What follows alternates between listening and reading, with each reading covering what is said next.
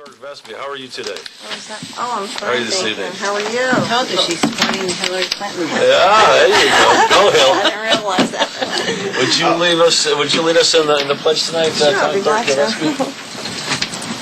I pledge allegiance to the flag of the United States of America and to the republic for which it stands, one nation, under God, indivisible, with liberty and justice for all. Deputy Supervisor Villanova. Heavenly Father, bless this assemblage. Grant us the wisdom to make our every decision fair-minded and in the best interest for all its residents.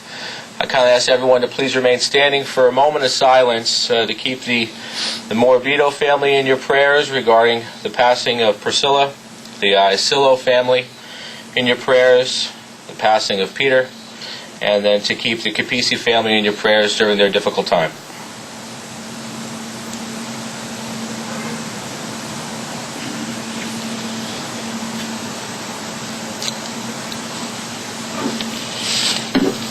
Thank you. Thank you. Thank you, Mr. Villanova. Okay, welcome everybody.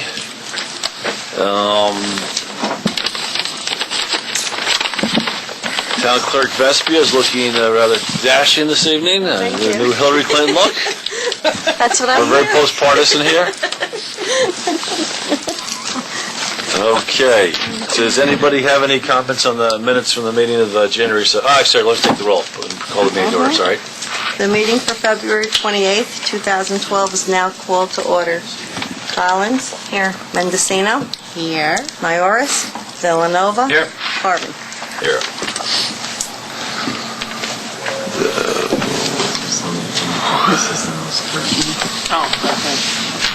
Okay. Again, we wish Councilman Mayoris a speedy recovery. Hope he's doing well. The minutes from the January 17th meeting. Any comments, questions? If not, can I get a motion to approve the minutes? So moved. Second? Second. Okay. How do you want to just say all Yeah, in just favor? all in favor? Aye. Aye. There we go. Perfect. Thank you. Town Clerk Vespia, give some departmental reports for us. Yes, I do. Okay.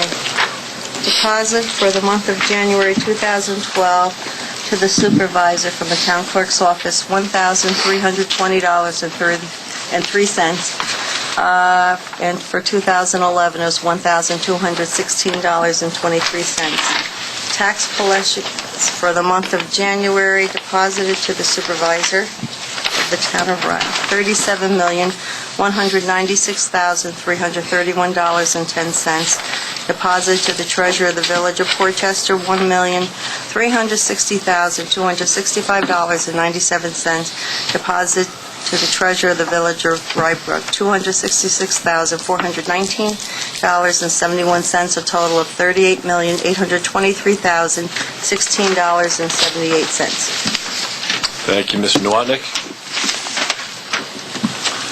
Okay. Actually, before you speak this evening, Mr. Nowotny, I just want the public to know what a dedicated public servant Mr. Nowotny is. He went through some some physical issues this weekend, and he's right back in the saddle. So thank you. Good to see you, and glad to see you up and around. It's nice to be here. As you can see, we're getting a slow start in terms of Crawford Park activity in the month of January. Again, our feeling there is that the rate changes and alcohol policy changes have begun to take full effect, and I think you'll see this as we progress throughout the year. The second item that's behind there, we're just looking for some kind of guidance from the council. Maybe we want to push that off with item number I. Item number I, the Crawford Park usage policy. I thought you had sent us all an email. I know I responded. I know Billy responded. So I thought we had resolved that already. I would say that these are two separate issues, Okay. and I agree with Michelle. Okay. We've given direction on this. All right, fine. I wasn't sure I could accept just emails from two council people. Well, I thought other people would have weighed in, but if you want to vet this right now, let's vet it right I'm now. not. I don't have a problem with it. I Yeah. can go on the basis of that if everybody agrees. Well, if it's okay with the other two with the supervisor and Christine. Well, why don't, for the benefit of the public at home, why don't you explain, Councilwoman Mendicino or Deputy Supervisor Villanova, exactly what the issue is? Well, basically, we had changed our policy regarding the alcohol, and there was someone who had a party last year and did not have to pay the alcohol permit fee, and they're asking that be waived for them this year. And Bishop had sent out an email to all of us Sure. in regards to that, and we sent him our responses. And can you just remind, tell the people at home what our responses were? Well, our responses were that since we have our new policy in place, we'd like to go along with the policy and keep it that way. Okay. All right, fine. I'll get back to them and we'll deal with it. Yeah, Michelle Mendicino, Councilwoman Mendicino and I responded the same way, that there's a policy that's in place, and there's nothing that should change. And, Okay. That's it. Perfect, so if it's a policy, it's not a policy, it's not a policy. That's right. Agreed. Thank Very you. good.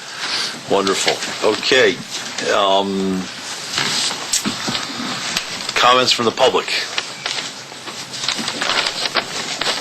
No comments from the public? Okay, Mr. Ewes, are you going to come up and, are you not really going to beat up poor Mayor Pella, are you? Not yet. What's going on? Leading up towards it, I want to know that I've tried to call him a couple times, and he's been ducking me. So, camera, look at me, Mayor Pella. You better call me back. I figure this is a fun event, so might as well have fun with. But I'm my name is. surprised he's not here with you tonight. Yeah, he says he's in Albany. I know how I Texts me. keep you two apart. Yeah, I know. It's a lot of stuff going on. But making it short and sweet, I announced the Knockout the Negativity event a few months ago, and the idea of that is I'm going to be boxing Mayor Pella, and the Carvin Center looks like it's about to be the location because the Capitol Theater is doing some renovation, and that's going to push the event out too far, and I get real busy at the end of the year. So I already pitched it to the Carvin Center. They seem to like it. I still got to speak to Ms. Walsh, and I will this week.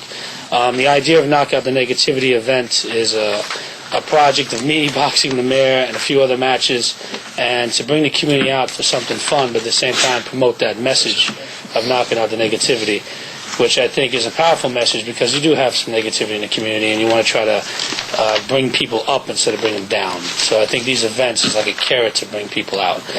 Second, I've been working with Greg on the American Model Community concept, and it speaks to me because of all the projects I've done over 20 years. The American Model Community concept is about bringing different entities together instead of them just being independent, and bringing them together and networking with each other and having the whole community come together. So I felt my events did a lot of that stuff. Yeah. So, Supervisor Carvin, I'd like you to know if you wouldn't mind introducing the idea and the concept at the event, because I feel I can fuse the American Model Community concept and the Knockout to Negativity event together. And I think that'd be a nice add-on. So Greg was speaking to me about it. He explained to me about it. I looked at it. I do like the concept. I think it's a very powerful message. And these type of events is basically exactly what the American Model Community concept is all about, by bringing different entities and people together. So, I have to drive around town for a few weeks and think about how I'm going to put this together, and that's actually what I do, and then it just kind of hits me. And then I ran in Greg's office, and I said, I think I got it, and he's been a wonderful help for me as well. The date will probably be the end of April or early May. I'll probably have a date within the next couple of weeks, and I will come back probably not the next meeting, the weekend after, for another update, the meeting after. It's a crazy event. It's outside the box, but I love to do outside the box stuff, and I enjoy challenging the community to come out and embrace these type of events. We did the Union March last year, and I want to thank this board and Bishop and everyone that supported it, because that was a heck of a thing to try to do. And if it wasn't for this board and the Rye Town Council to get me the insurance for the street, Westchester Avenue would never happen. So once again, thank you for that. One more thing, I currently have 74 volunteers For this event? for all my events. Do you really? Yeah, They're from around here? all over Westchester County and New York Jeez, City. wow. So I had 18 years of work. Good for you. And stuff. Thank you. And I just want to say I want to thank them. They don't like names to be mentioned. They don't like the whole TV thing. But without them, these projects can't happen. So I want to recognize them. And that's pretty much it. And the mayor, he says he's in Albany. I don't know if it's true. I really do think he's ducking me. And I've been in a serious regimen, Supervisor. Burgers and pizza every week I've been eating. So I'm really getting myself in shape. And What are the odds? Have we handicapped the match yet? well, the odds are right now, both of us. You know, it's funny. I thought by me challenging the mayor, people want to see him go down, but equally people want to see me go down. So the odds are probably even. And I also spoke to David Telesco, who's a former boxer. Yeah, sure. And he wants to be the referee. So that wonderful. should be kind of fun, too. Great. You know, so we're getting it together, we're piecing it together. I'll be going in Greg's office 1,000 more times Great. and driving people crazy to put it together, but I'll be back here to give you an update on the project. Well, listen, first of all, I can't thank you enough for what you're doing. I mean, we're all involved in volunteer organizations, and I think that the participation level in at least all the volunteer organizations I'm aware of have gone way down. And for you to come here year in and year out and, make a real effort to pull our community together is exemplary. Oh, And something that's absolutely fantastic. I'd be thrilled to introduce the Mile American community at the event. Let's just get a date. One thing I was going to make, there's a group called Windows to the Future, a Latino group that I've been working with, and we're planning a function sometime in May. So you may want to coordinate, if you're not set on the date April, May, you may want to coordinate with that event and maybe we make a weekend out of it of some sort. That'd be great. We have so many different beautiful communities here in Portchester and Rye Town, and maybe we could turn it into a negativity and bring our different communities together in some fashion. Yeah, it's a great So I can't thank you enough for all you do. If those of you listening to talk radio, dare I say you're a great American. And I'm just blessed to have an opportunity to do things in my hometown, and it's been a passion of mine, and it turned out to be something I never imagined would be when I started 18 years ago. So, I guess it's a calling, because every time I do one of these projects, to be honest with you, I'm like, all right, I'm done, that's enough, I'm tired, and then something else hits me. So it comes from something higher than myself. So, I'm just blessed to be a part of it, Thank you so much. Thank you, Mr. Ewes. Thank you. Thank you. Thank you very much.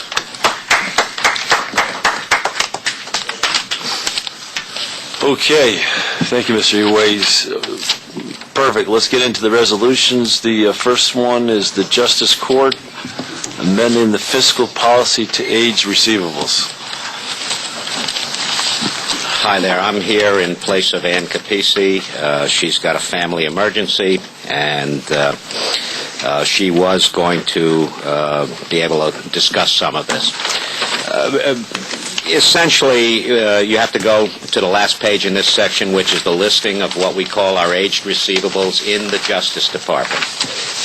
And as you'll see, that if you add in the penalties and interest and everything else, we're talking about $710,000 of aged receivables. These are uncollected tickets. So if you look at the last line, you'll see that tickets more than 15 years old are still on our books. They are virtually uncollectible. In fact, they are uncollectible. And that equals $303,000 of that $710,000. What a number of Westchester communities are doing is are realizing that this is fake accounting. What we're doing is we're carrying uncollectible receivables on our books. The report that we get is about 4 inches thick every month, because that's what we have to do. What Pleasantville did, for example, was Pleasantville gave the authority to the town controller to be able to examine the receivables and determine what receivables might be uncollectible, and at that particular point write them off and focus on the most recent 5 years. So if you look at your chart, you'll see that all we're trying to do here is just kind of bring us to where we should be. Now, we've been aggressive at collections. In other words, the Justice Court has gone out and they have sent second and third notices out to the people that have outstanding tickets. It has been fruitful in terms of the recent years, the 3 years, the 4 years out. But understand, who keeps a car for 15 years or, 10 years even these days? So as a result, many of these tickets are uncollectible. ComPlus then came in and said, we suggest that perhaps the town of Rye look at offloading these tickets, the uncollectibles, onto a CD-ROM. We can keep them if we ever need to go back to them. We have that data. But in effect, stripping them out of the reporting that we do, stripping them out of our audit report and our financials, subject to the review of the town controller. So if you'll look at the resolution, that's conceptually what we're talking about here. Okay, so quite simply, if are the other communities in Westchester going with that model, 5 years? Well, 2 of them have. Dobbs Ferry has done it and Pleasantville has done it, and that's what we're using as our guidepost here. I think other communities eventually will get there. Doesn't mean we're not trying to collect. It just means we're not accounting for them, correct? No, it would mean that we would stop collection efforts for anything older than 5 years. Yeah, but what are our collection efforts today? Well, right now, I think there are a series of 3 separate letters that go out in various stages. I don't know exactly what the separation of time is, but there are letters that go out to all of these people. It's probably not longer than 5 years, though. Right, Okay. That's correct. And then from the accounting standpoint for Mr. Burns and his team, this potentially either the $403,000 or the $710,000 is sitting on the town books as a potential receivable. Technically, no. The justice books are separate from the town, and the town only records when monies are collected in ticket collections, and then when it pays out to New York State and to Rye Brook. So this receivable is a non-starter for us? It's a non-starter for us, yeah. So what's the impact? 0. There's no financial impact to the town. So the impact is you stop collecting? You stop. Well, collection efforts? if the Justice Court, those audits, you look at the receivables. If they're uncollectible and they've been out there, then they would just be written off, and there'd be no impact to the town. Good. Okay. Director, I have a quick question. What about the impact of perhaps people who might have a 4-year outstanding ticket right now, maybe waiting another year so that they feel like they might not have to pay it, or is that going to be something that, could become an issue because people know this is a policy of ours, that if they get away with it for 5 years, they don't have to worry about it? I'm trying to. We really didn't discuss it in those terms, but this is a one-time approach. Understand there was a conversion that went on about 18 years ago when we brought ComPlus in. Many of the tickets that are older than 18 years were manually handled. Nobody even knows, what the value is or what the value is not. Those people that are 4 years out, they have received 3 letters a year for the last 3 years, or 4 years rather. So they've received upwards of about 10 notices to 12 notices that they are delinquent. If they're not going to pay in 4 years, they're certainly not going to pay, in 5, 6, or 8 years. A lot of this has to do with the tickets that we have. These are mostly parking tickets. They are plate related. In other words, in a lot of cases, we are going back to the license plate, registration, and so forth. If that car changes hands, if that car is re-registered, etc., we would have no real way of rolling that information over to find that particular person. Is there any way that the court system can work with the Department of Motor Vehicles? Well, ComPlus does that. ComPlus accesses the motor vehicle records on a regular basis. That's how we get the names and addresses of these people, because we use the plate number, or ComPlus uses the plate number, to go after them. And there's no way to, let's say, put some kind of a freeze or a hold that they can't renew their license or registration until they've satisfied their tickets? There is a scofflaw procedure. If they have 3 or more tickets out there, you can do that. And we don't? We do, yeah.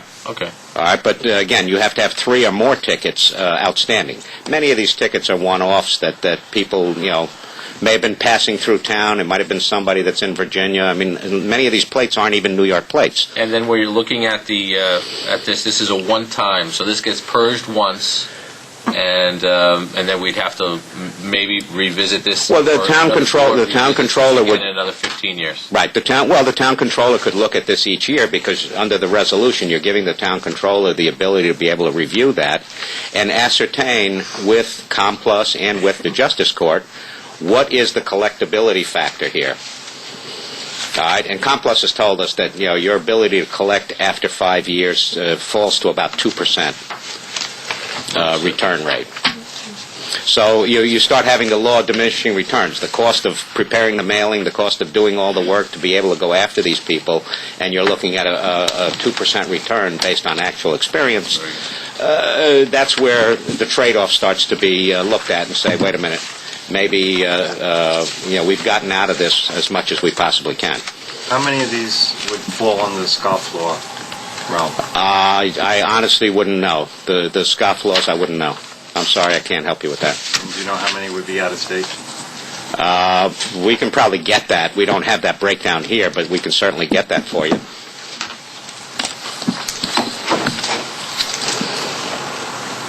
All right, the judges have reviewed the program. If you see, there's a sign-off letter from them saying that they're okay with this, subject to the town council going along. Okay. Do we need to vote formally on this, Attorney Noto? No. Okay, great. Thank you very much. I'd like to welcome back Councilman Ewes. Good to see you're up and around and feeling better. You have a resolution. I apologize. Oh, sorry. You do a resolution basically wiping them off the books. I didn't know if you needed... Right, okay, sorry. Yeah, sorry. Right. So welcome back. Glad to have you here for our first vote of the February meeting. Can I get a motion to approve the elimination of these receivables? Well, I would... Oh, sorry. Yeah, Did you have a question? I would like to find out how many scofflaws are out there that we might be able to go after and what that dollar amount would be. Because I just don't want to let them off the hook necessarily. I agree. And, we run the risk, as Christina brought up, of a moral hazard. Hold on, let's go back to that discussion then, because I Okay, understand... sorry, but excuse me, if we could just, for the public at home and for myself, what is a scofflaw?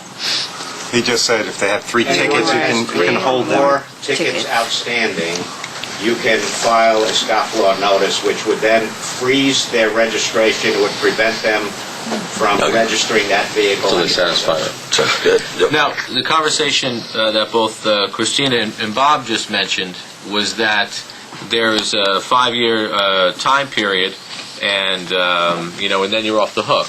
But that's not what I heard from Bishop. What I heard from Bishop was that this is a one-up right now. That this happens, and we're taking care of anything older than 5 years right now, and this is happening one time.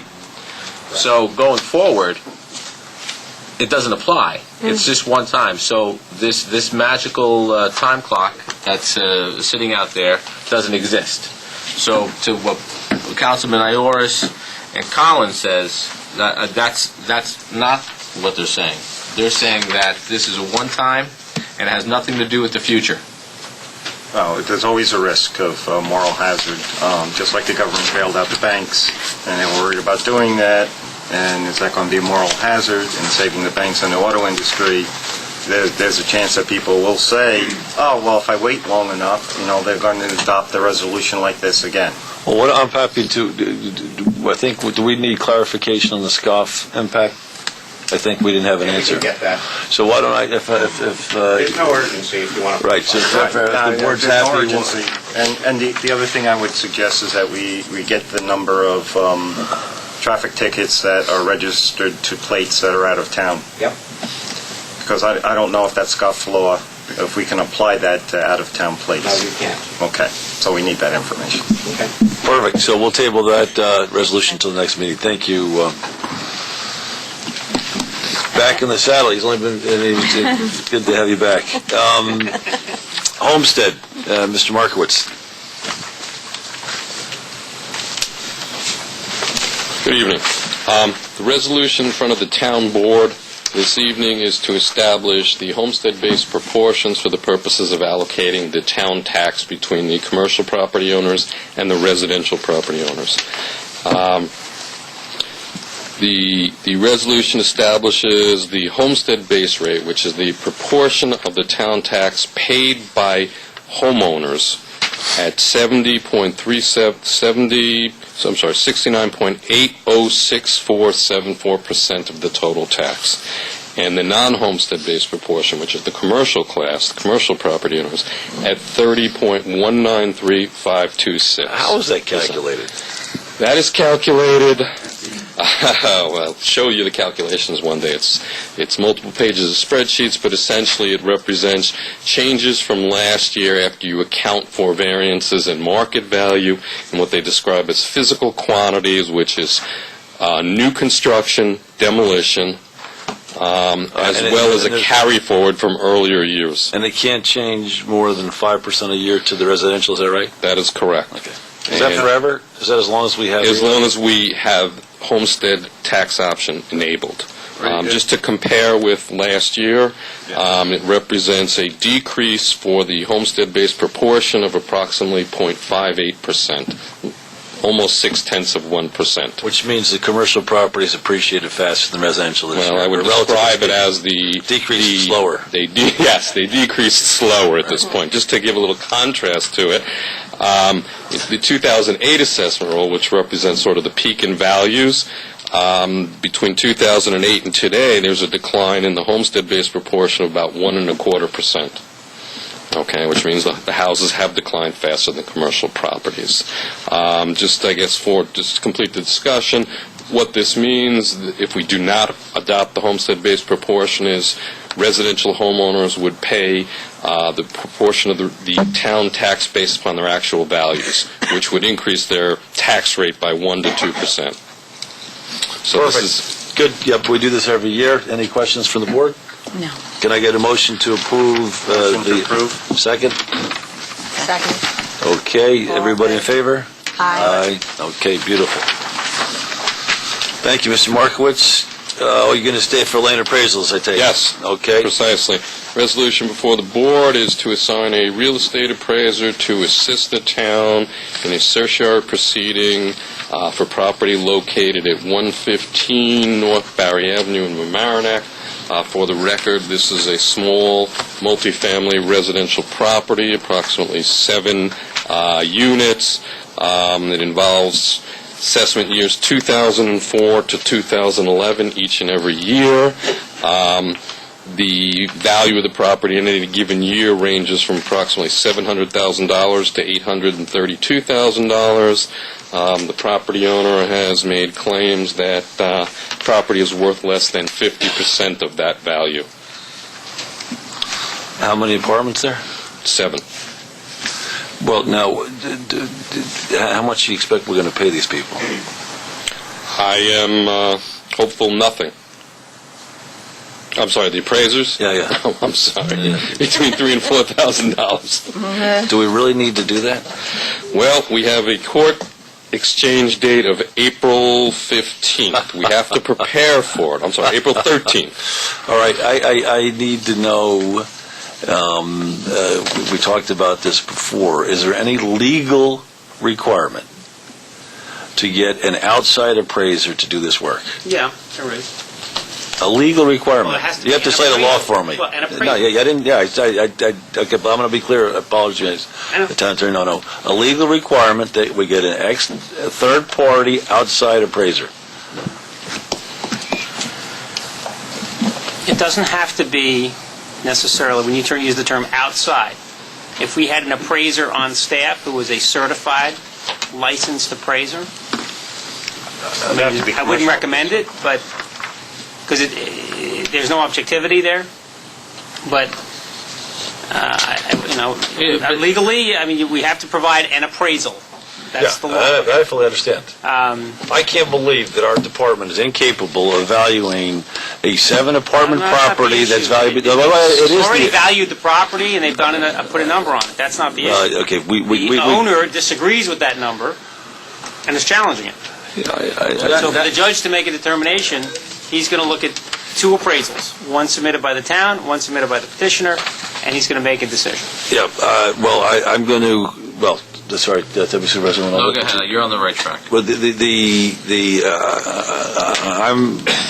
I'm prepared to recommend we approve this tonight because you know, we only meet on a monthly basis. But I'm not prepared to have you spend one penny till I fully understand why we can't do this. And we can have a lengthy discussion tonight. We've had this discussion behind closed doors. We can have it again tonight.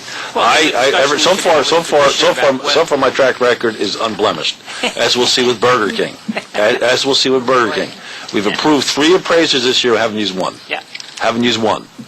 And so ultimately, That makes us very unpopular in the appraiser community. well, that's exactly what I'm much more happy with. It makes it unpopular in the legal community, where your brethren know No. that yes, The I lawyers want get them to paid know. anyway. They don't care if well, you have an no, but appraiser. we have anyway. So I'm prepared to approve it on that basis, but I need to understand why we can't do this internally, especially a property of this nature. That's the first second. The second thing, Mr. Markowitz and Mr. Noto, last we spoke, we talked about bringing in a consultant to you for these kinds of things. Have you done anything on that regard? And also, we were talked about a whole memo and a whole analysis of these kinds of properties. And have you had a chance to do any The work on that? analysis was sent to you several weeks ago. Any discussion about bringing in a consulting So, appraiser? you sent it to me several weeks. And what did the Yes. analysis conclude? It was a spreadsheet of all the pending cases, all the I&Es, all the claims, all the assessments. Okay, would you go get that for me and bring it here and distribute it to the board tonight? Because I want us to look at it. And what I want to see is how many, how is our law performing? How is our I&E law performing this year? How many people are just, sloughing us off, and how many are dealing with it seriously? So, Okay. So in terms, any other questions from the board on this? Yeah, Dave. So this specific location, 115 North Barry Avenue, it's 7 units. Did this property submit the income and expense? They have submitted, specifically, I can answer you, but on some years, yes, and some years, no. And sorry, haven't I asked a million times? 1, 2, 3, 4. 4 years, yes, 4 years, no. For most current years? In 2011 they submitted, in 2010 they did not, 2009 they did not, 2008 they did, 2007 they did All right, I'll not. tell you what, I'm going to table this motion. Mr. Marquis, when you get that other information, would you please, again, for the rest of the board's benefit, bring the information I've requested for 4 years now, and every time we look at something like this, that we have the differential, right, the information that's been received. So would you just pull that together, and we'll table that till you can pull that information in, and we'll read Yes. Thank you very much. Just one further note on that. I see we're using lane appraisals under a fee schedule approved on January 19th, 2010. I assume that's under a blanket purchase order. I think you might want to take a look at the procurement policy. I mean, there's certain dollar limits associated with those that we might go over. So we I need to believe what we... sure. Okay, I'll let the purchasing manager address that. Wonderful. Thank you, Mr. Marcus. We'll pick that up in a second then. Budget modifications, Mr. Burns? I don't think he understands. You want him to go upstairs and pick that up right now. Yeah, Mitch, you got to go get that and bring it to the board, and we're going to review it tonight. Okay. So both the 115 Barry Avenue and then that memo you sent me, we're going to go through that as well tonight. Thank you. Okay, what you have in front of you are the 2011 budget modifications, and what we do each year is we modify the budget by line item. We're not increasing the 2011 budget, we're just adjusting line items. We're actually increasing line items and decreasing line items for different items that happen during the year. So that is attachment A, and that's what you're voting on tonight. It's like annual housekeeping for the individual line items of the budget.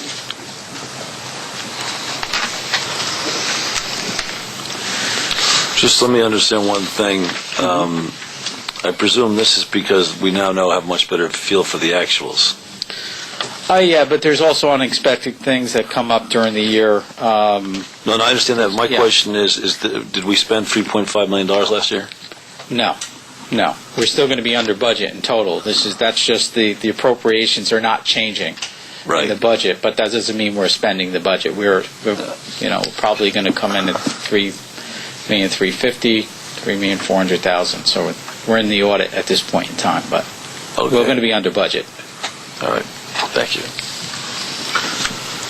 Any questions for the board? What goes under miscellaneous, for instance? Just various expenses. Bishop, you can, in the supervisor's office, different expenses that I don't know. Well, which miscellaneous category are we talking about? In the supervisor's office. In the supervisor's office? That would be things like office supplies, that might be... No, that's It's the not line office. above that. Office supplies. Excuse me? Office supplies is the line above that? Yeah, it's a separate line item. Okay. I can pull the... Just give me an example. I just wondered what's in that miscellaneous category. I'm trying to think. For that we example, overspend. the possibility of shredding machine, for example, things that we don't normally budget for that might come up in that process. Okay. Again, I'll give you the general ledger outline for that, which clearly explains what they I just are. wondered what's in there. What about, who's the clerical assistant that we went over 6,000? That would be Dave Thomas. So how did we get to go that much over budget if we have no budget? Well, we've been giving him additional work, and I think there's a resolution later on that makes an adjustment and perhaps answers that question. Okay. It says here that we've got 3 different intern categories. It's quite a large number, too. Where are all these interns? It's distributed. Well, we had interns down in, for example, in Hope's office. We hired interns for the what I would call the historic library, moving up into the first floor after the flooding that we had last year. So we had a series of interns for that. We also, for our data scanning project, we had them scanning information. I'm assuming for records recovery primarily. And $70,000. No, there's a correct. There's an error in that line item. That's a So pretty I'll hefty correct that. salary. I'll Yeah. take that job. Yeah, really. No, Well, for example, we have 3 people that were working purely on the data recovery situation in terms of... And what, do we pay them hourly? yeah, or- yeah, they're paid hourly. Do you know how much? Greg might know better because Greg coordinated that project, but for example, one of the things we did was we automated the minutes. I don't know, Greg, if you knew how much that was. But that wouldn't be part of the assessment office. That's not part of these. There's Right. a And a lot of that typo. was There's- cross-covered by I'll Greg. correct it in that second line. That's not. Okay, thank you. Well, quite simply, we have an intern Yeah. in the supervisor's office that was budgeted for 6. We spent nothing. Right. We have That's one an that was in offset. the assessment office, was budgeted. We went over a little bit. Obviously, the assessment office is doing much more.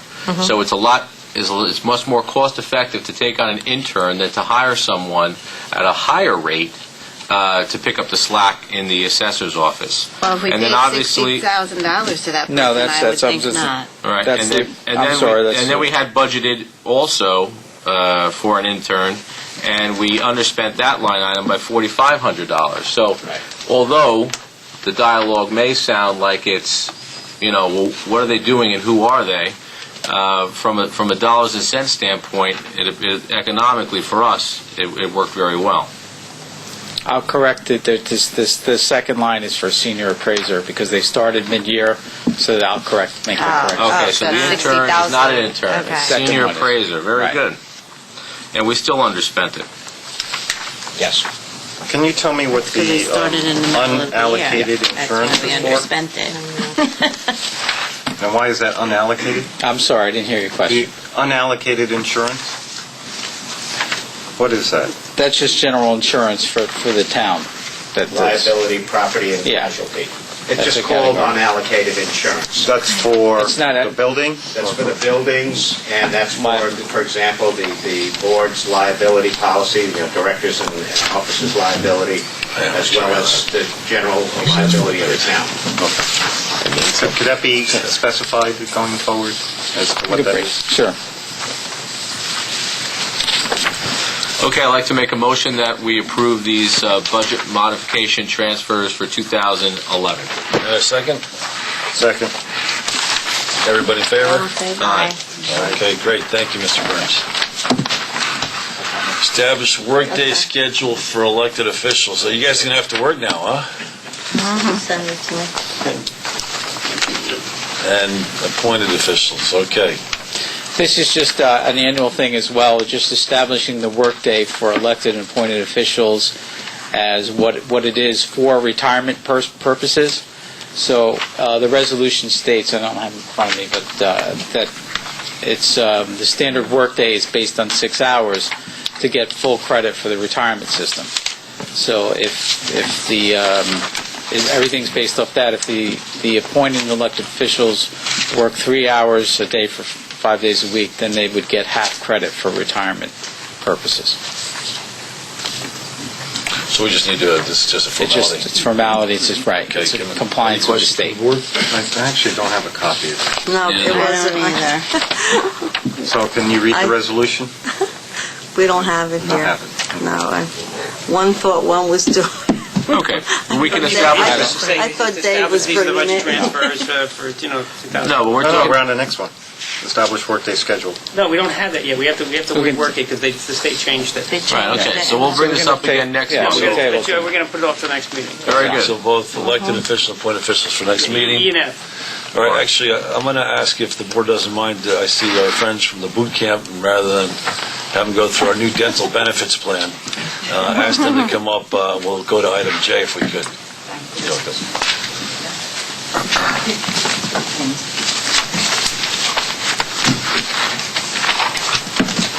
Evening. Thank you very much for having me and for moving me up the agenda.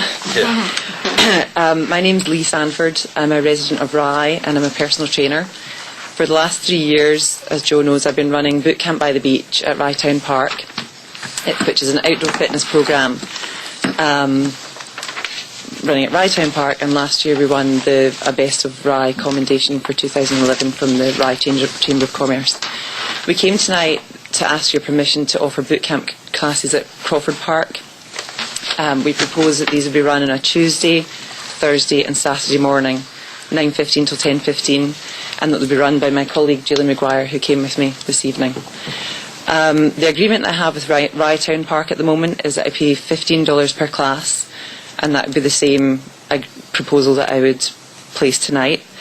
But bigger than the permit income, I would ask you to consider, obviously it's a great way to get residents out, enjoying the outdoors, enjoying the facilities that they're offered by being a resident here. They're being healthy, being fit, and at a time when we face an obesity epidemic, I think the more resources that we can offer to inspire residents to get out there, the better. So that's one of the reasons we'd like to bring it to Crawford Park. And there are a myriad of things that are difficult to quantify for you, but in the 3 years, one of the things that's inspired me is the community that we've managed to create within boot camp. The people that come really support each other, and also their keenness to support the local community, the local small businesses that I'm always keen to promote myself. So we would hope to establish that in Ryebrook and Portchester also, and hopefully become an asset to the business community there too. And I could go on, but because I know you've got a lot to do. I think, any questions from the board? No, I think it's great. I read the email when it came in, and I've been in favor for it. My only question is in regard to insurance, liability insurance. If someone should trip and fall, where does that fall? Well, I can't remember the lawyer's name, but you have a copy of my insurance for Rye Town Park, and I guess we would provide my insurance and Julie's insurance for Crawford Fabulous. Park also. Yeah. Great. And how does that work out as far as scheduling with anything we have going on at Crawford currently? Well, the only conflict that we see, for example, Saturday morning we do have Weight Watchers. Right. The Weight Watchers is in the mansion. Right. The boot camp program is really an outside program. They work outside, so we don't see any problem there. Where exactly, do you know where is it going to be? It's all throughout the park. Yeah. No, but I mean... In terms of parking, actually, Julie checked that out on Saturday morning because she knew there was the Weight Watchers meeting there and the parking wasn't a problem. It was not. And what But where do you actually hold the class? in Crawford Park. No, but we're in Crawford Park. They run Up and down the hills, we use the space, that's the advantage.